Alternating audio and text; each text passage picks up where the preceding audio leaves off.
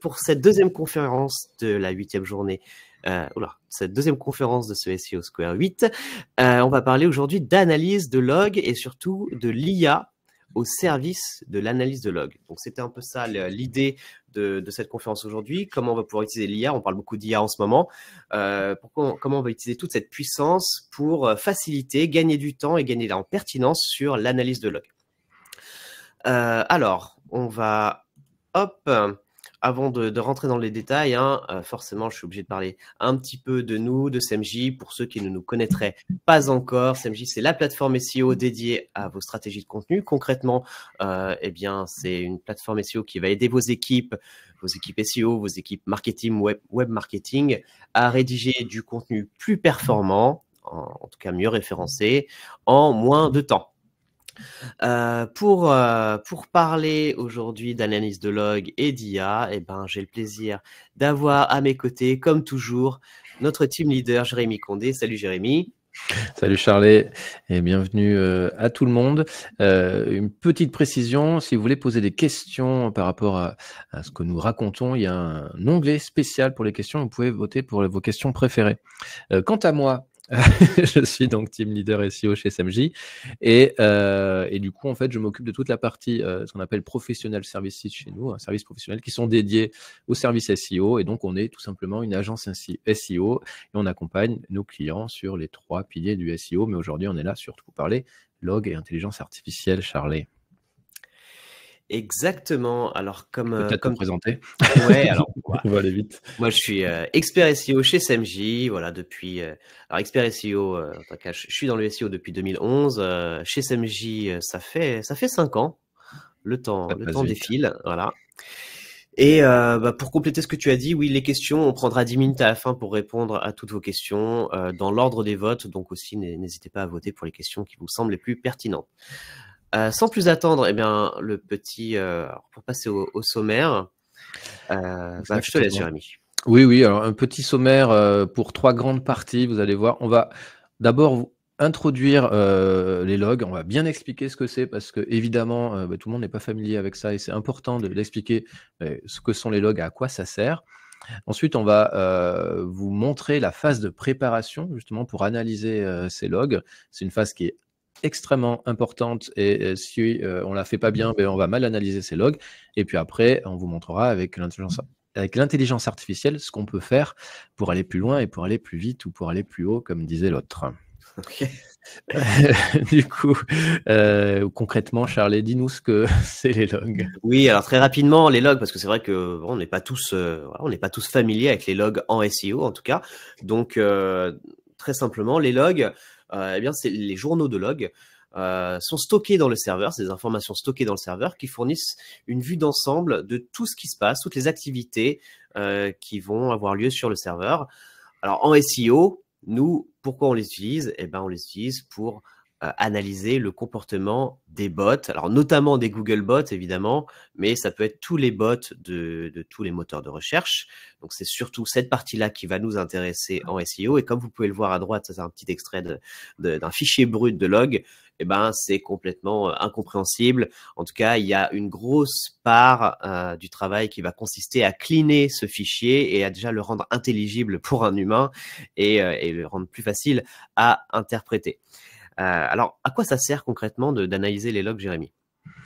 Eh bien, concrètement, une analyse de log, ça sert surtout à identifier des problèmes de crawl.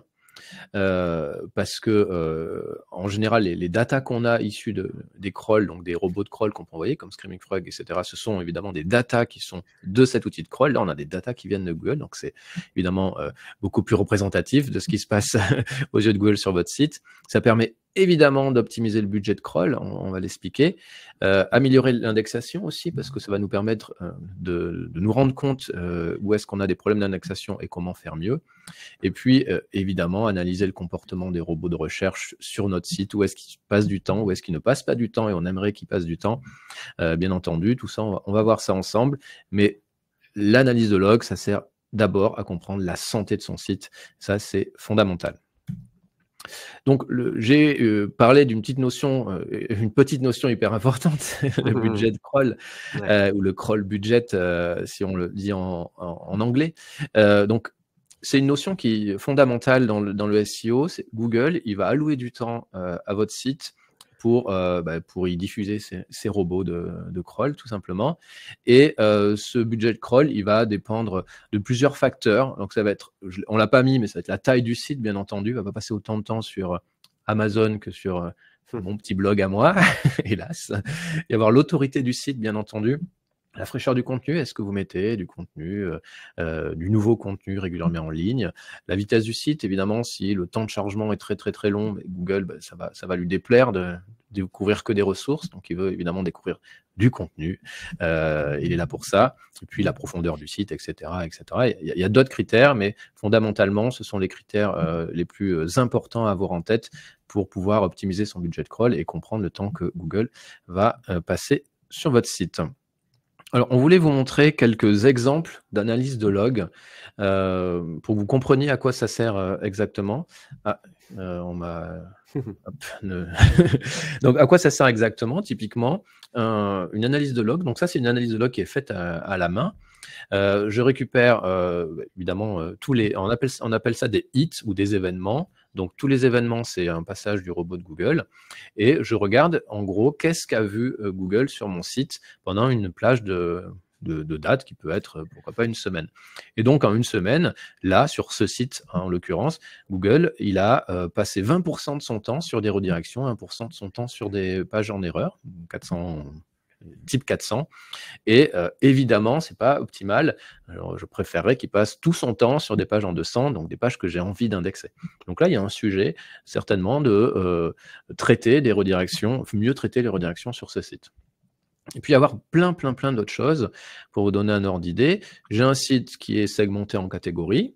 En bleu, je vais avoir le nombre de pages par catégorie. Okay. Et en rouge, c'est le nombre de hits. Et donc là, qu'est-ce que je vais constater? Je vais constater que la catégorie 2, par exemple, c'est celle qui a le plus de pages et qui reçoit le plus de hits, ce qui me paraît plutôt assez raisonnable et assez naturel. En revanche, si je regarde à droite, si je ramène à la moyenne de hits par page, en fait, là où le robot passe plus de temps, c'est sur la catégorie 8. Il y a moins de pages, mais sur ces moins de pages, il y passe plus de temps. Il y revient plus régulièrement sur ces pages. Donc là, c'est intéressant parce que naturellement, je vais me dire, OK, la catégorie 2, c'est celle que Google apprécie le plus. Et en réalité, si on ramène ça au nombre de pages et donc à la moyenne des hits, c'est la catégorie 8. Donc ça, c'est quelque chose que je dois pouvoir analyser. De même, si je regarde la profondeur des pages, évidemment, comme j'ai beaucoup plus de pages en profondeur 2 et 3, eh bien, naturellement, il va y avoir plus de hits sur ces pages. Mais si je ramène ça à la moyenne des hits par page, quelles sont les pages où il passe le plus de temps? Eh bien, c'est la page 0, qui est la page d'accueil en général, et puis après les pages de profondeur moindre, comme la profondeur 1. Donc ça, c'est hyper intéressant pour se rendre compte que Google, en fait, certainement, il a plus d'appétence sur les pages qui sont moins profondes. Et le contenu, on est chez SMJ, c'est important de voir le contenu. Qu'est-ce qu'on va constater? On va constater que il va passer beaucoup de temps sur des pages qui ont des contenus entre les 330 et 500, mais c'est parce que c'est la majorité de mes pages sur ce site. Il y a beaucoup de catégories, beaucoup de produits, etc., avec des petits contenus. Mais si je regarde en réalité la moyenne des hits par tranche de mots. Donc, par exemple, j'ai des contenus entre 2000 et 2500 et 2500 et 3000 mots. Là, je constate que Google, il revient beaucoup plus souvent. Donc, pour lui, il y a de l'enrichissement, c'est important, il y va régulièrement. Donc, ça peut me mettre un petit peu la puce à l'oreille pour savoir les optimisations à faire par la suite. Ouais, juste pour préciser, ce que Jérémy appelle les hits, ce qu'on va appeler les hits, c'est le nombre de visites par les bots, en fait, par Googlebot en l'occurrence. Donc souvent on appelle ça soit des événements, soit des hits. Alors là, Jérémy vous a montré quelques exemples de ce qu'il est possible de faire en analyse de log, ce que nous on fait quasiment quotidiennement à la main. Alors pourquoi, alors ça marche très bien, pourquoi vouloir injecter de l'IA là-dedans? Déjà, donc nous c'est une idée qui nous est venue déjà pour tester. On aime bien faire un peu de R&D, on aime bien tester de nouvelles choses, voir où est-ce que ça nous mène. Et puis plus concrètement, il y a deux grosses raisons. La première grande raison, c'est le gain de temps. L'analyse de log, c'est un processus qui est très long. très très long parce qu'il y a vraiment toute une étape déjà d'extraction de la donnée. Si vous avez un gros site e-commerce, admettons, vous collectez les logs pour 1 semaine, 2 semaines, 3 semaines, ça va vous donner des fichiers avec des millions de lignes, littéralement, qu'il faut ensuite mettre en forme, qu'il faut ensuite enrichir parce qu'on va ajouter d'autres données, des données on verra plus tard, mais de netlinking, ça peut être de PageSpeed, etc. Et puis ensuite toute la partie analyse, plan d'action, ça prend énormément de temps. Nous, en moyenne, en tout cas voilà, chez SMJ, selon la volumétrie du site, ça peut prendre entre 2 jours minimum et 5 jours à moins. Voilà, pour vous donner un ordre d'idée. Ça, c'est la première grande raison, c'est le gain de temps. Et puis la deuxième, c'est tout simplement la pertinence et puis la finesse d'analyse. Alors, c'est pas pour dire que l'IA a une finesse d'analyse supérieure, mais on va dire qu'elle est différente. Parce que l'IA, c'est dans sa conception, par définition, et tous les outils de machine learning sont très bons en reconnaissance de patterns. Parce que c'est comme ça qu'ils apprennent et qu'ils raisonnent. Donc, si on lui fournit un fichier très complexe, l'idée derrière, en tout cas pour nous, c'est de se dire, avec sa reconnaissance de pattern, elle va pouvoir identifier des corrélations intéressantes et des choses à côté desquelles nous, on serait passé. Et puis, petite raison intéressante, c'est le biais de confirmation. On va essayer d'éviter une analyse qui soit biaisée parce que effectivement, si vous le faites chez vous ou si l'agence fait une analyse de log, on a toujours une petite idée derrière la tête. On a toujours dans un coin de notre esprit l'idée de se dire je pense que ce répertoire-là n'est pas très bien maillé, peut-être qu'on devrait le faire passer en catégorie parente, etc. Et il se trouve que tout ce qui va un petit peu confirmer notre idée de départ, on va le prendre pour argent comptant. Donc, c'est ce qu'on appelle le biais de confirmation. L'idée de passer par l'IA, c'est qu'on a une analyse qui est complètement neutre et objective. Et ça peut être intéressant pour ces raisons-là. Donc, avant même de passer à l'analyse, déjà, comme j'ai dit, il y a une grande phase de préparation qui est assez longue, dans laquelle on va extraire la data. Et puis ensuite, on va l'enrichir. Alors, comment ça se passe, Jérémy, pour extraire la data ? Eh bien, ça se passe de façon très simple. Alors, j'ai vu qu'il y avait des problèmes de changement de slide. Dites-nous si tout est OK, vous voyez tout très bien. La première chose, ça va être évidemment extraire la data. C'est fondamental. On a besoin de la data pour pouvoir tout analyser. La première chose, c'est qu'on va récupérer les données des logs, ce qu'on vous a montré dans la première slide, me semble-t-il. Et ensuite, on va l'intégrer dans des outils, ce fichier de log. Et pour qu'on puisse le lire et le comprendre, l'analyser. Et en parallèle, on va faire un crawl du site. Voilà. Et donc avec Screaming Frog, avec ce que vous voulez, OnCrawl, ce que vous voulez. Mais à la fin, vous allez avoir 2 fichiers, celui des logs serveur et celui du crawl. Et ce qui va être intéressant, évidemment, ça va être de pouvoir les combiner, les fusionner, vous allez avoir beaucoup de data. Donc, ce qui est assez fondamental, c'est de faire énormément de tri, parce que là, on parle quand même d'une centaine de colonnes, donc c'est interminable, et on n'a pas besoin de tout, en fait, dans ces données de crawl. Donc, par exemple, dans les données de log, on va voir les pages visitées, donc ça, c'est évidemment important, les événements ou les hits, les codes de statut HTTP, est-ce qu'on a des pages en 200, donc indexables, en 301, en redirection, en 404, etc., etc. Les types de bots, en effet, est-ce que c'est le Google bot, le Bing bot, ou d'autres, puisqu'on peut tout avoir. Donc, on va avoir beaucoup d'informations.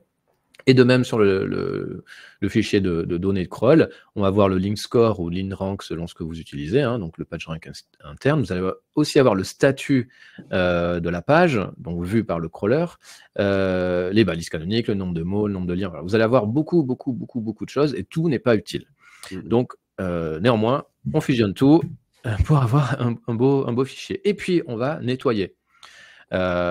Important à chaque fois, toutes les datas que vous gardez, faut les comprendre, bien entendu. Si vous voulez faire des corrélations sur des datas que vous ne comprenez pas ou qui ne servent à rien, vous allez avoir un résultat qui sera à peu près, pour le dire comme ça. Sur les données à garder, je rappelle que qu'est-ce qui influence le crawl, l'autorité du site, la fraîcheur du contenu, etc., etc.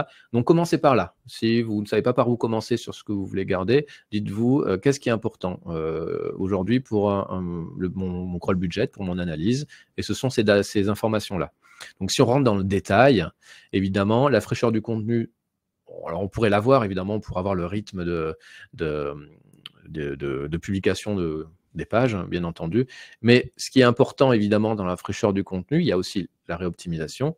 Et puis, la data qui va être importante, ça va être la taille des contenus. Évidemment, on l'a vu dès le début, on voit quand même que vraisemblablement, Google, il aime bien quand il y a beaucoup de, beaucoup de contenu, de texte.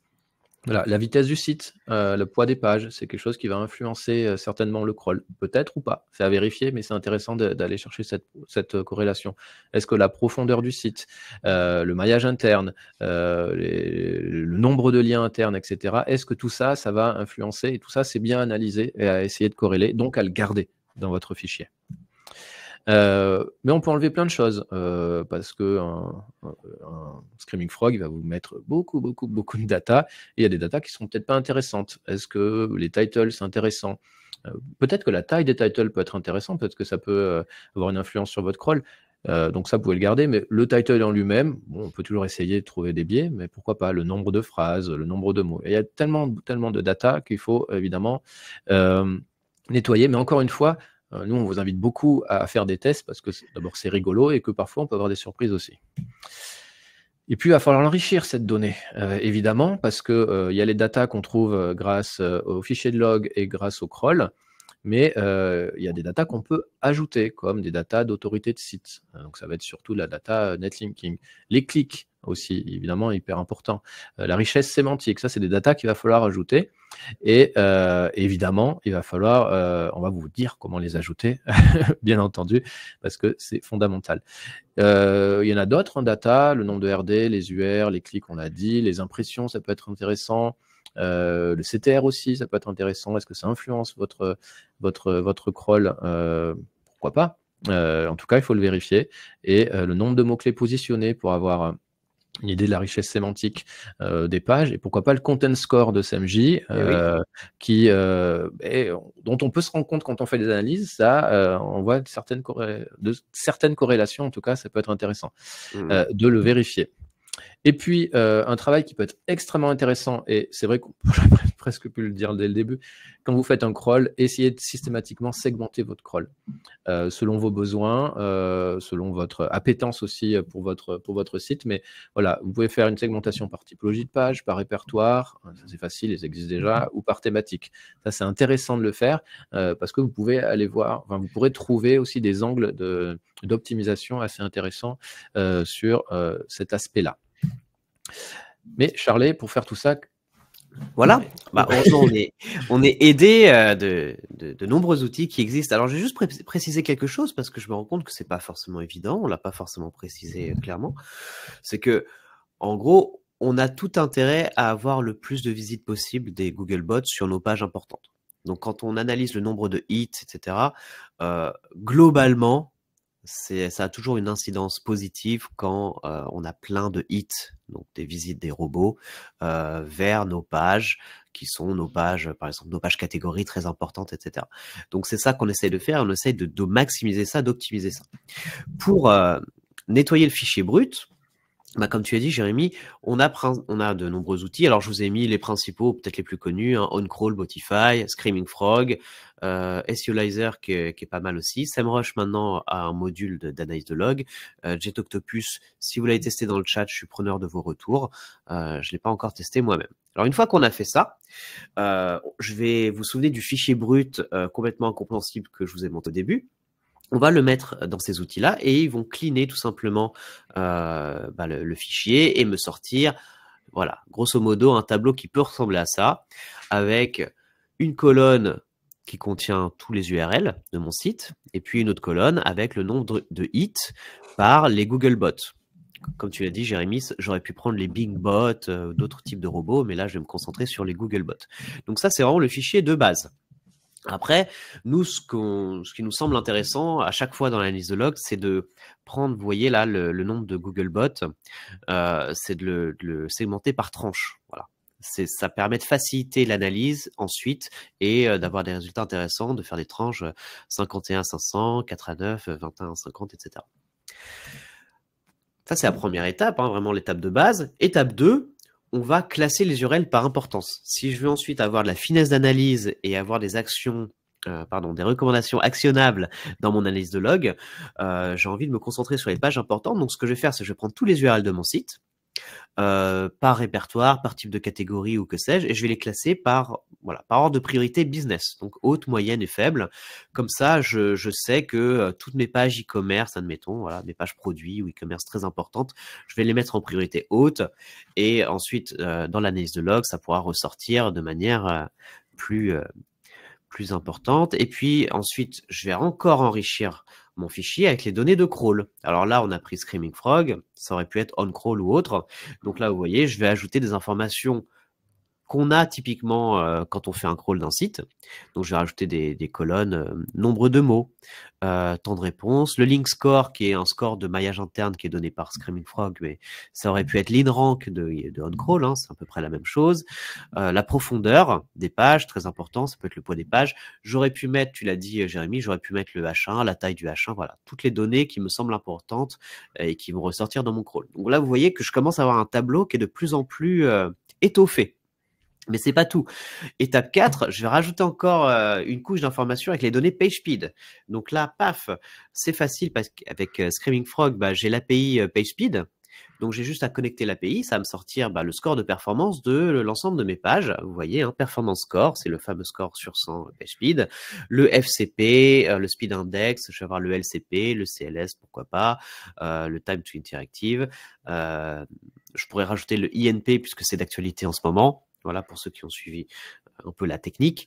Donc, je vais avoir toutes ces informations liées vraiment à la technique, au speed de mon site. Étape 5, j'ai encore une fois étoffé mon fichier, mais avec les données Search Console. Vous voyez, le but, c'est d'en rajouter toujours plus pour pouvoir vraiment croiser un maximum de données. Là, pareil, Search Console, je vais exporter les informations de chacune de mes URL et puis les rajouter dans mon tableau. Là, je vous montre déjà comment on fait tout à la main, et puis ensuite, on verra que c'est facile d'automatiser tout ça et de le simplifier. Et puis, dernière étape, étape 6, les données de netlinking. Là, je vais passer par href, et toutes mes colonnes, toutes mes lignes d'URL, je vais leur adjoindre leurs informations de UR, notamment le nombre de backlinks, le nombre de domaines référents.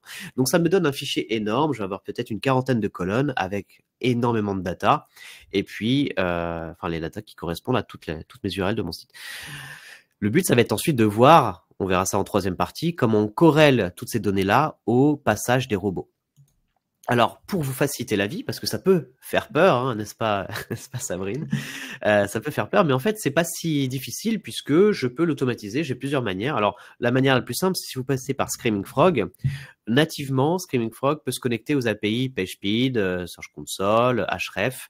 Donc, ça se fait assez simplement. Si vous voulez connecter d'autres outils, comme, je sais pas, SEMrush ou OnCrawl, ou vous avez des outils que vous préférez, vous pouvez bâtir vous-même une automatisation via N8N, qui est un logiciel d'automatisation en no-code et qui marche que par API. Donc, vous allez pouvoir connecter dans N8N l'API PageSpeed, href, OnCrawl, etc., etc. Et big up à toi, Arnaud, pour ce tips. Donc voilà, on a à l'issue de tout ce process d'enrichissement, de nettoyage du fichier, un énorme fichier qu'il conviendra d'analyser, n'est-ce pas, Jérémy? Et c'est là que ça va être intéressant d'utiliser l'IA. Exactement.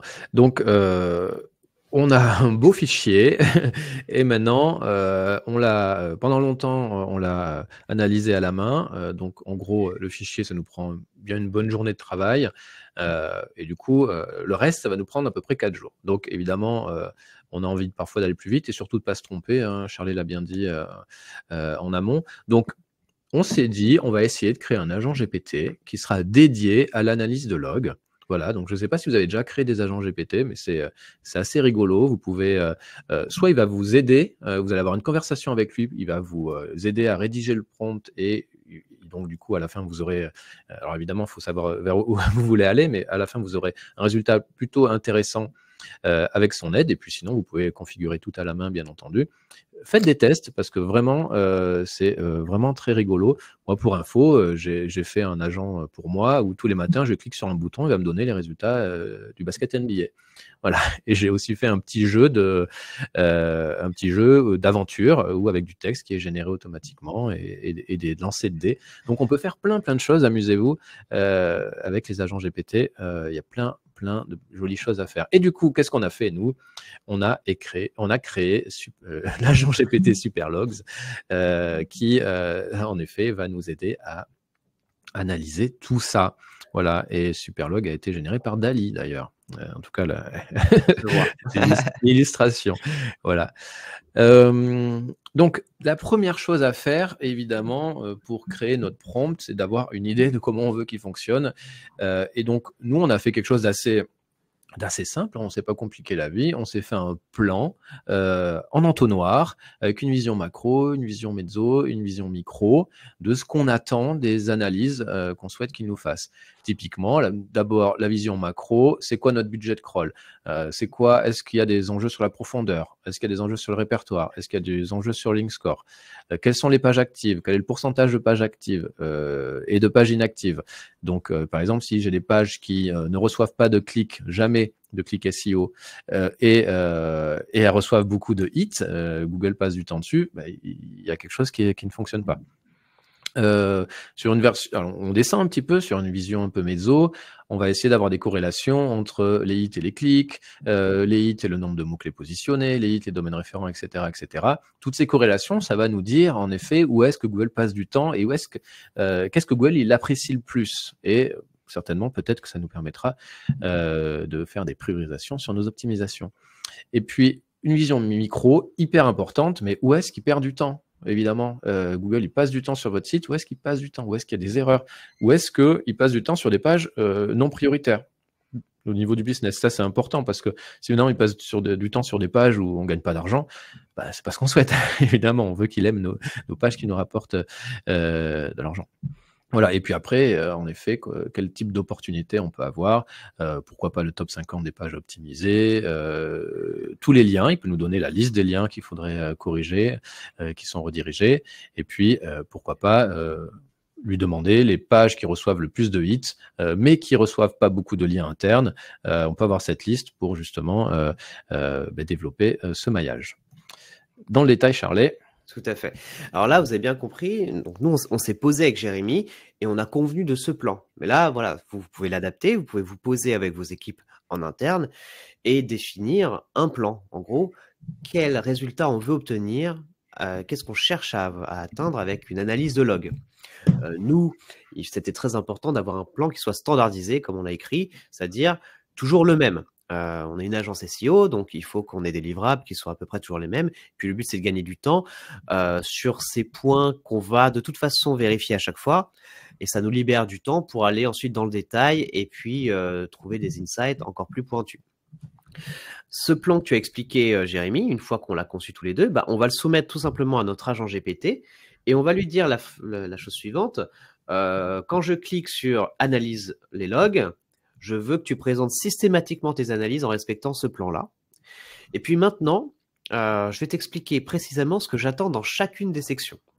Et dans chacune des sections du plan que Jérémy vous a présenté, nous, on lui a rajouté un prompt. Donc à chaque section, on a un prompt qui précise l'opération qu'on attend. Où est-ce qu'il va trouver l'information? Donc, dans quelle colonne il doit aller chercher l'information? Et puis, sous quel format je veux, donc quel est l'output? Sous quel format je veux recevoir l'information? Est-ce que c'est un tableau, un graphique, un diagramme, un scatter plot, etc., etc. Donc ça, c'est la première chose. Et là, on va pouvoir le faire. Donc, je ne vais pas tout vous montrer en détail, mais je vais vous montrer quelques exemples. Sur la vision macro budget crawl, je lui dis, voilà, dans cette section budget crawl, je veux que tu analyses le budget crawl qui est représenté par les hits du document fourni. Dans l'analyse de la profondeur, je veux que tu me donnes une répartition par profondeur, je veux que tu me l'intègres dans un tableau, je veux que tu représentes ces données visuellement à l'aide d'un diagramme en bâton avec en abscisse les profondeurs. Vous voyez, donc pour chaque section, je vais préciser exactement ce que je veux. Pour la section budget crawl par link score, je lui dis crée-moi un tableau avec 10 lignes et puis en colonne, mets-moi le pourcentage de crawl dédié à chaque tranche de link score. Représente aussi visuellement à l'aide d'un diagramme en bâton les données. Là, sur le pourcentage de pages actives, je lui dis, bon, écoute, là, pour cette section-là, moi, je veux un camembert. Donc, fais-moi un camembert avec tout simplement le pourcentage de pages actives, de pages inactives. Pour la partie clic organique et versus hit, voilà, je lui dis, là, je veux que tu identifies les corrélations entre le nombre de hits, donc de passage des robots, et mes vraies visites SEO. Donc, est-ce qu'il y a vraiment un rapport entre les deux? Je veux que tu me l'identifies, je veux que tu me fasses la corrélation, et puis je veux que tu me dises, en gros, tu me donnes une note sur 100 à cette corrélation de pertinence. Donc là, à chaque fois, je sais que Superlog va me sortir un coefficient de corrélation pour chacune de mes données. Donc plus clairement, ça veut dire qu'il va me donner un coefficient pour le nombre de mots-clés dans ma page, et les hits, le domaine référent et les hits, le maillage interne et les hits, pour à chaque fois, pour qu'ils me disent ce qui est le plus intéressant, là où je dois vraiment concentrer mon attention.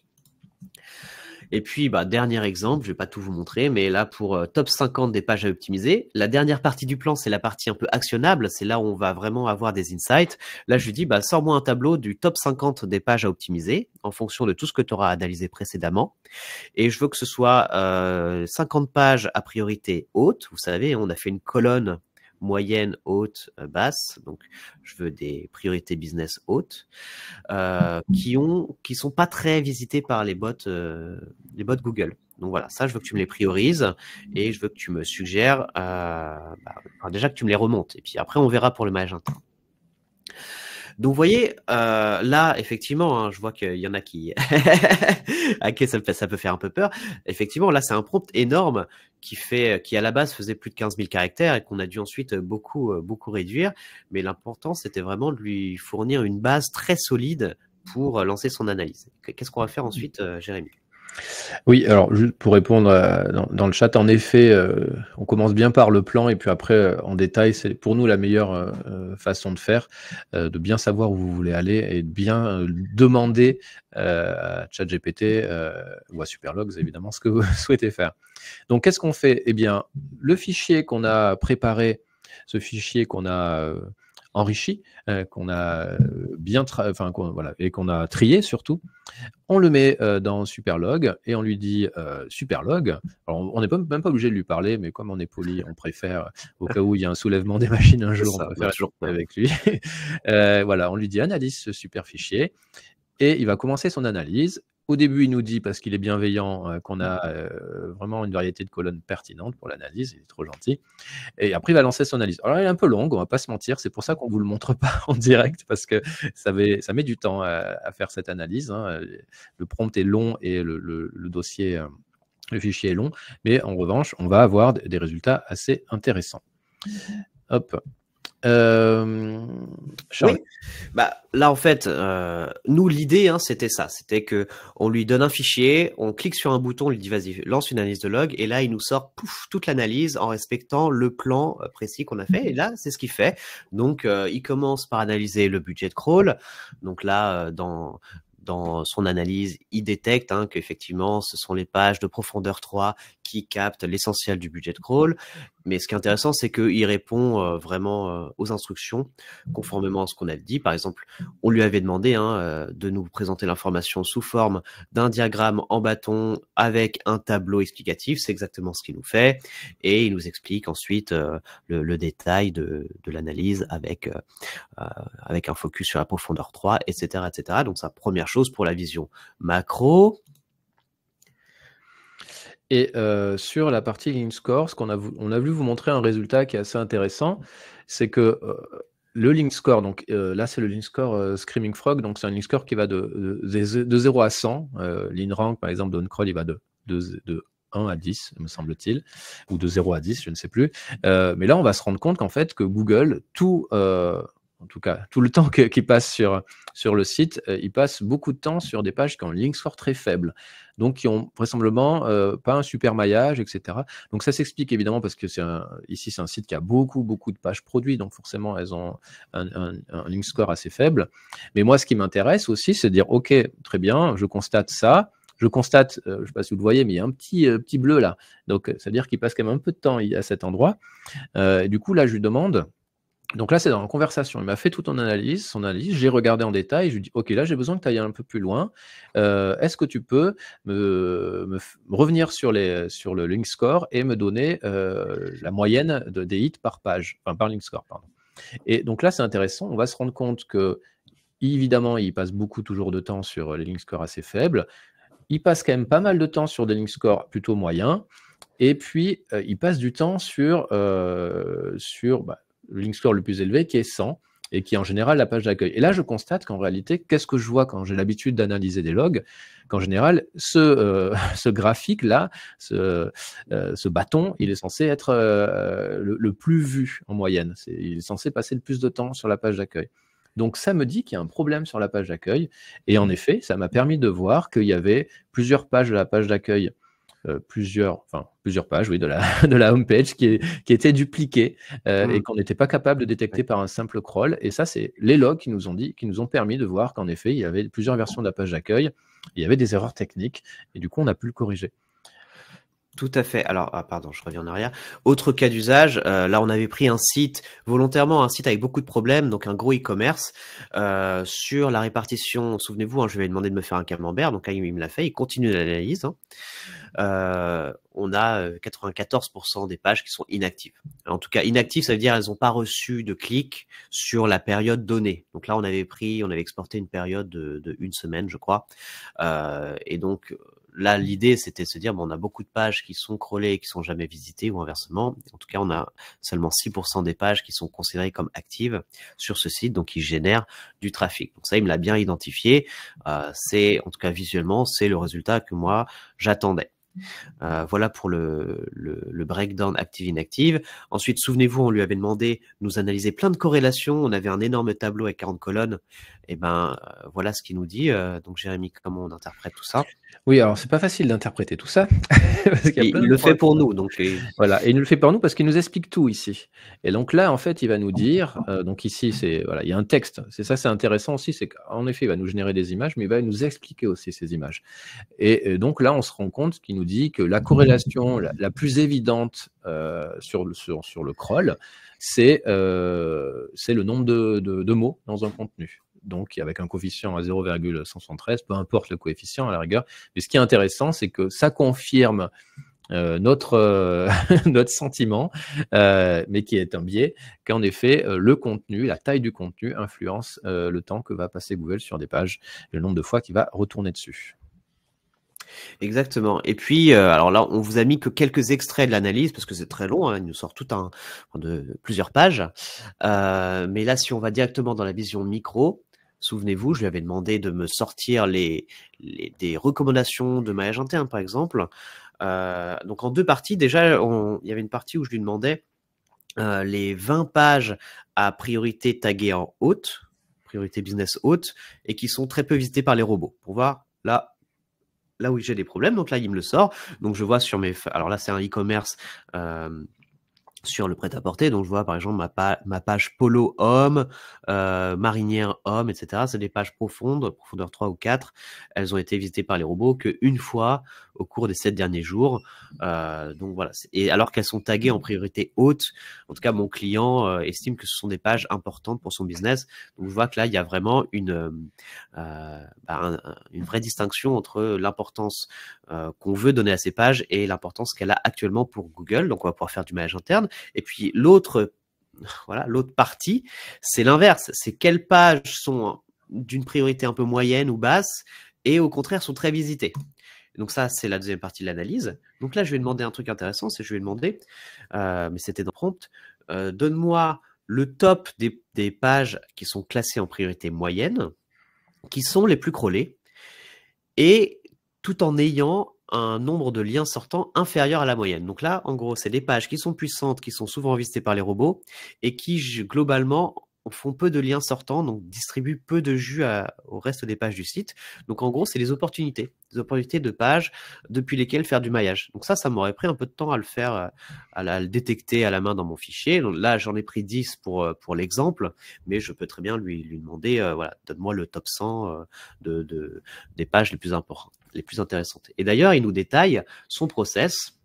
Donc, il nous dit, voilà ce que je vais faire pour sortir cette information-là. J'ai déjà filtré le dataset et me focus seulement sur les pages taguées en priorité médium. Je vais calculer la moyenne de liens sortants sur tout le fichier. Je vais identifier les pages qui sont en dessous de la moyenne. Et puis ensuite, je vais vous sortir tout dans un tableau. Donc, ce qui est intéressant avec aussi l'utilisation des agents GPT, c'est que généralement, ils vous détaillent tout leur processus, tout leur raisonnement, si vous voulez. Parfois, ils peuvent se planter, donc le fait qu'ils détaillent comment ils s'y prennent, ça permet aussi de les reprendre et de dire, bah, c'est pas tout à fait comme ça que je voudrais que tu t'y prennes. Comme ce que tu as montré tout à l'heure, Jérémy, sur les link scores.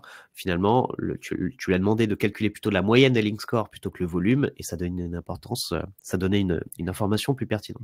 Ce qui nous amène à la question des limites. Et en conclusion, oui, Jérémy. Non, je voulais dire qu'en effet, là, ce qui s'est passé, c'est qu'il est passé en anglais, on ne sait pas pourquoi. Oui, voilà, donc, une première limite, c'est que parfois, il change de. Alors, heureusement, il ne nous met pas autre chose que de l'anglais, mais parfois, il se passe ça.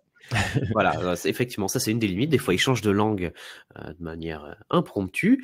Autre limite, c'est le prompt. Il est limité à 8000 caractères sur les GPTs. Nous, on avait fait un énorme prompt à 15 000, 12 000, et puis on a dû le condenser limite en langage SMS pour tout faire rentrer dedans. Donc, on s'est posé la question, justement, je voyais ça dans le chat, de passer par Claude, puisque Claude est un petit peu moins limité à ce niveau-là.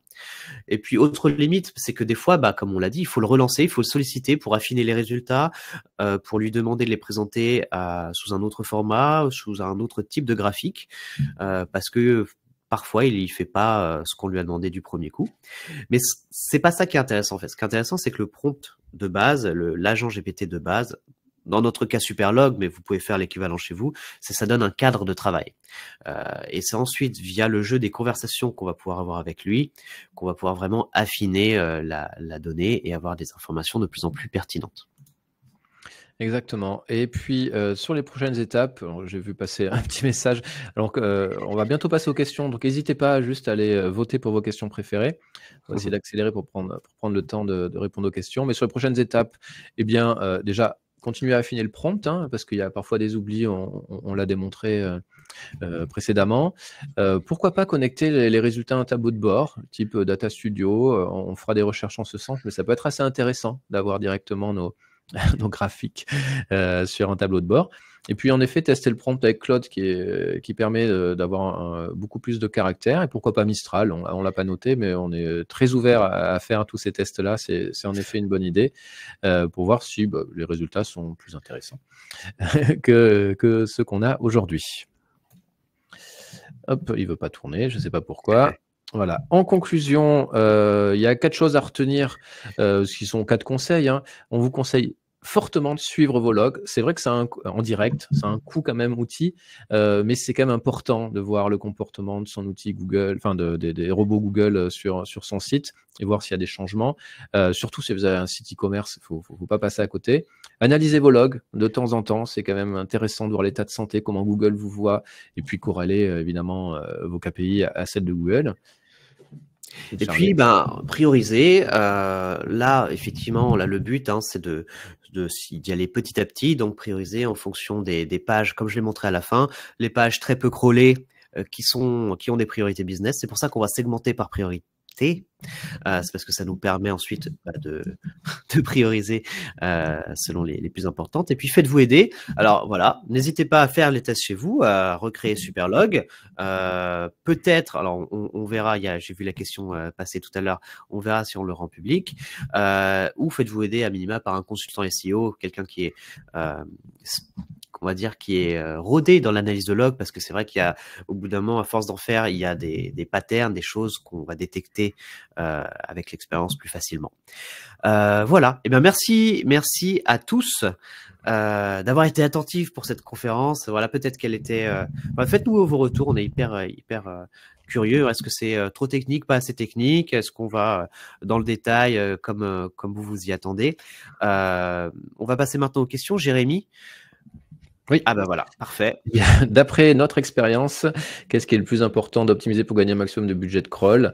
On l'a dit en préambule, faites du contenu frais, optimisez vos contenus, faire des contenus. Alors quand on dit faire des gros contenus, n'allez pas faire des contenus de 5000 mots qui servent à rien. En plus, Google pénalise ça depuis quelques mois maintenant.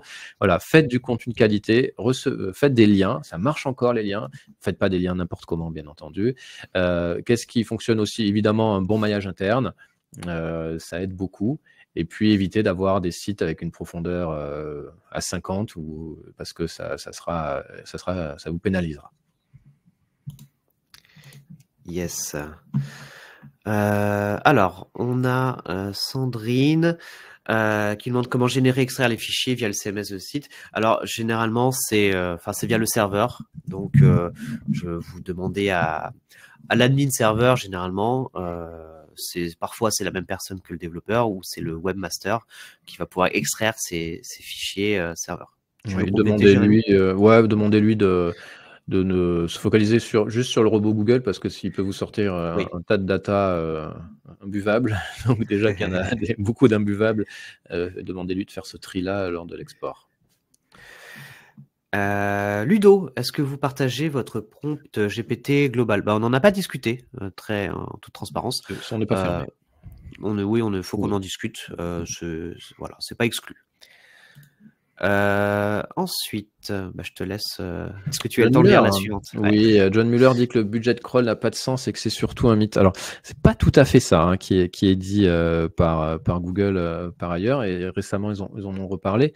Donc en fait, ce qu'il dit surtout, c'est que le concept de crawl budget, je suis en train de lire Abondance en même temps parce qu'il a fait un article dessus, mais en vrai, c'est pas aussi rigide qu'on le pense. Et est-ce qu'il faut croire que tout ce que Google dit, c'est ça que c'est intéressant comme question aussi derrière. D'abord, non, faut pas croire tout ce qu'ils nous disent, parce qu'ils nous ont longtemps menti sur le poids du clic, le poids des clics sur le poids du ranking. Et non, la question du budget de crawl, elle existe. Donc, nous, quand on analyse, on se rend compte quand même que pour augmenter le passage des robots de Google, il faut faire quand même énormément d'efforts d'optimisation. On voit que ça joue. Voilà. Après, est-ce qu'il y a une notion très précise de temps alloué à chaque site? On ne sait pas, mais on sait en tout cas qu'on peut jouer sur le nombre de passages des robots de Google sur un site, au plus ou au moins si on ne fait pas bien le boulot. Merci. Alors, est-ce que tu m'entends toujours, Jérémy? Je t'entends parfaitement. Okay, j'ai l'impression que j'avais un problème. Alors, on a ensuite quid de l'utilisation de Gemini plutôt que GPT? Comme on l'a dit en ouverture, on est pareil, c'est pas exclu. On pensait utiliser Copilot, passer par Claude. Il faut qu'on fasse des tests et voir lequel nous apporte les résultats les plus probants. Non, on n'ignore pas la question, on ne sait pas trop y répondre en réalité, mais ce qu'on fait, nous, le plus possible chez SAMJ, en tout cas, c'est qu'on est en train de le faire, on passe tous nos datas sur des serveurs en Europe, pardon. Donc ça, c'est la première chose. Alors c'est celle-ci. Question, je réponds en même temps. Donc oui, il y a un sujet de confidentialité des logs. Après, voilà, si on se met d'accord avec notre client, bien entendu, et puis après, nous, on cloisonne le plus possible l'information, mais il y a en effet des vrais questionnements à avoir là-dessus. On est aware, comme disait l'autre, sur ce sujet-là. Ouais.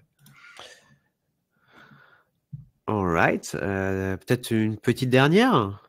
Une petite dernière, ou même peut-être peut-être 2, je sais pas. Ou 2. récupérer les logs et le crawl. Les logs, c'est côté, on l'a dit, admin, enfin côté serveur, pardon. Et puis le crawl, faut lancer un crawl sur des outils de crawl comme Screaming Frog, comme OnCrawl, Botify, etc. C'est à vous de le faire, ce crawl-là. Et c'est à vous d'aller chercher les logs sur sur votre serveur, tout simplement. Ouais.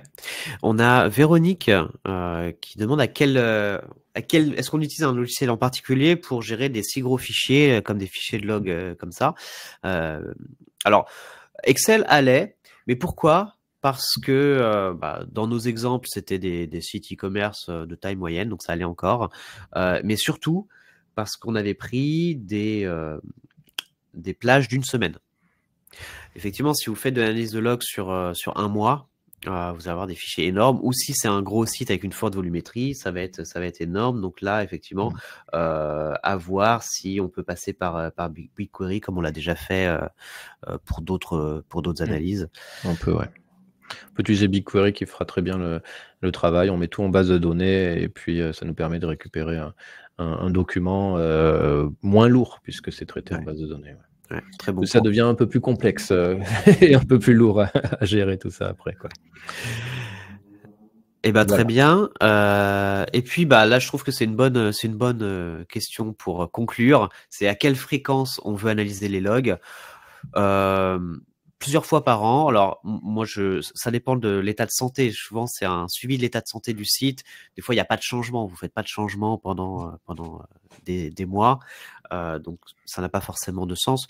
Mais à minima, moi je le conseille 2 fois par an. Si vous êtes selon votre budget, hein, parce que c'est aussi un budget d'analyser les logs. Donc, à minima, je conseille 2 fois par an. Toi, t'aurais quel retour là-dessus, Jérémy? Oui, l'analyse 2 fois par an, mais surtout si vous faites des gros changements sur votre site, c'est intéressant de faire l'analyse un peu avant-après. Nous, on appelle ça un diagnostic. Donc, on va diagnostiquer ce qui se passe avant et après les changements. C'est intéressant de voir l'influence que ça peut avoir sur votre crawl, ces changements-là. Super. Eh ben, merci beaucoup. Merci à tous déjà d'avoir été si nombreux, si attentifs. Merci à toi, Jérémy, hein, comme d'habitude. Restez avec nous pour la prochaine conférence, hein, puisque elles sont de retour. Alix et Inès de SimilarWeb. Donc, elles vont nous parler des différents exemples de stratégies gagnantes chez les entreprises françaises qui ont une forte croissance. Donc, ça va être très concret, très intéressant. Et puis, on vous dit peut-être à ce soir pour le Virtual Cocktail. Voilà. Merci à tous. Au revoir. Bonne journée.